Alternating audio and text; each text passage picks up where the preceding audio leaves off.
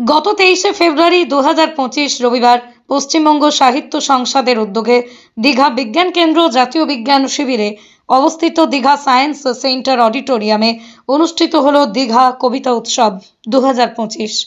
রবিবারের এই দীঘা কবিতা উৎসবে রাজ্যের প্রায় সব জেলা থেকেই কবি সাহিত্যিকগণ উপস্থিত ছিলেন। পশ্চিমবঙ্গ সাহিত্য সংসদের সম্পাদক ডাক্তার রুহুল আমিনের সার্বিক তত্ত্বাবধানে ও কবি ভোলানাথ হালদারের সভাপতিত্বে এই অনুষ্ঠান অনুষ্ঠিত হয়। এদিনের এই কবিতা উৎসবে উপস্থিত ছিলেন সাহিত্যিক হাসমাত আলী, সাহিত্যিক দেবনারায়ণ দাস, কবি নারায়ণচন্দ্র দে, বিশিষ্ট কবি সাহিত্যিক সরোজ ভট্টাচার্য, উত্তরের আহ্বান পত্রিকার রাজবংশী কবি শশীবালা বর্মন অধিকারী, কবি সৌরেন নন্দ, উপন্যাসিক পাহাড়ি খান, কবি মধুসূদন জানা, কবি ইউসুফ মোল্লা, কবি নায়েব আলী গায়েন প্রমুখ। এই সমগ্র অনুষ্ঠানটি পরিচালনায় গুরুত্বপূর্ণ ভূমিকা নেন বর্তমান প্রজন্মের কবি জুলেখা নাসরিন। এই কবিতা উৎসবে সৈকত সুন্দরী দীঘা নামে একটা কাব্য সংকলন ও আন্তর্জাতিক সাহিত্য পত্রিকার সাহিত্য দর্পণ পুস্তক উন্মোচিত হয়। এই পুস্তক দুটি প্রচ্ছদ করেছেন শেখ শামিনুর রহমান, কাজী আজাদ।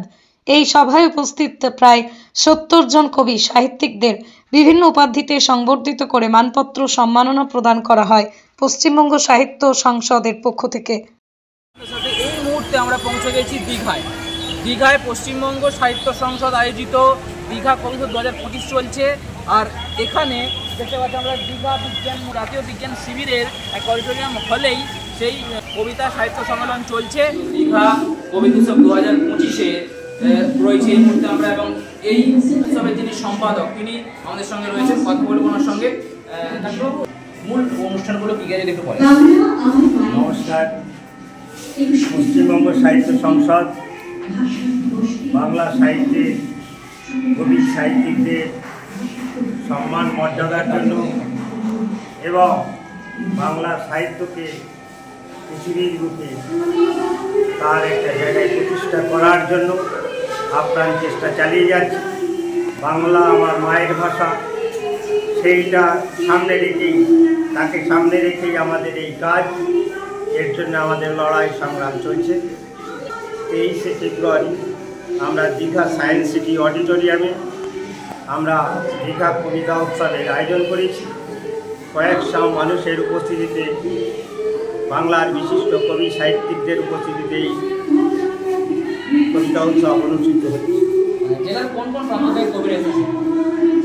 পশ্চিমবাংলার কয়েকটি জেলা ছাড়াও হাওড়া, হুগলি, কলকাতা, উত্তর দক্ষিণ 24 পরগনা, মেদিনীপুর, পশ্চিমবঙ্গ পূর্ব, এছাড়াও ঝাড়গ্রাম এবং মালদা, উত্তরবঙ্গের কোচবিহার থেকেও বহু কবি সাহিত্যিকরা এসেছেন বর্ধমান, পুরুলিয়া থেকে।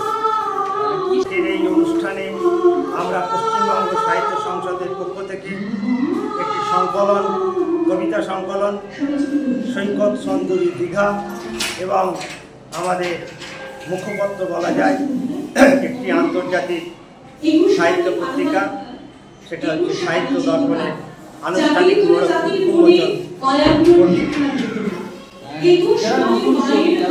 কবিতা লিখছে, ভাবতে চায় এবং এগিয়ে চায়, তাদের উদ্দেশ্যে কি বলবেন আপনি সম্পাদক হিসেবে?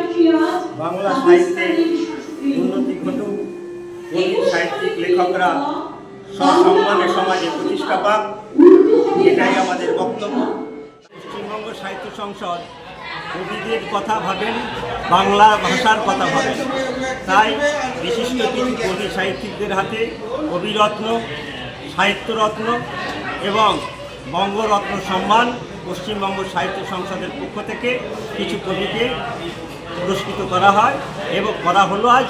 এবং বাকি যারা উপস্থিত হয়েছিলেন কাজী নজরুল স্মারক সম্মান, তাদের হাতে মানপত্র এবং স্মারক সম্মান তুলে দেওয়া হচ্ছে। আজকের এই অনুষ্ঠানে 125 জন কবি সাহিত্যিক উপস্থিত ছিলেন।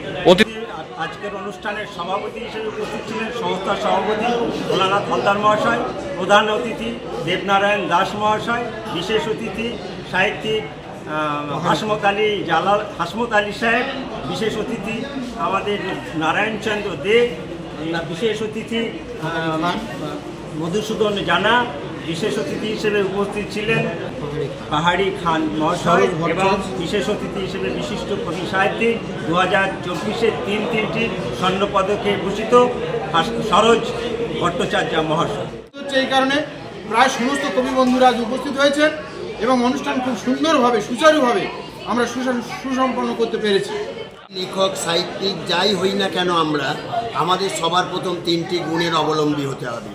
একটি ধৈর্যশীল হতে হবে, একটি মানবিক হতে হবে, একটি সহিষ্ণুতা তাদের মধ্যে থাকতে হবে। কিন্তু আজ কেন পড়ার অভ্যেসটা তারা আবার নতুন করে আমাদেরকে দেখে শেখে বা আমাদের কথা ভেবে বা আমাদেরকে বাঁচিয়ে রাখার জন্য তারা চেষ্টা করে। আপনার নাম? সরোজ ভট্টাচার্য আমার ঠিকানা। আমি শ্রী দেবনারায়ণ দাস, আজকের অনুষ্ঠানের প্রধান অতিথি এবং প্রসাদ গ্রুপ পত্রিকার পোর্টাল পত্রিকার আমি সভাপতি এবং এই হিসাবে আমি এখানে এসে খুব গর্বিত। অনুষ্ঠানটা ভালোই হয়েছে এবং এই অনুষ্ঠানে আমার যারা একটু উত্তেজিত হয়ে পড়েছিলেন তাদেরকে আমরা বুঝিয়ে বলার পর তারা শান্ত হয়েছে।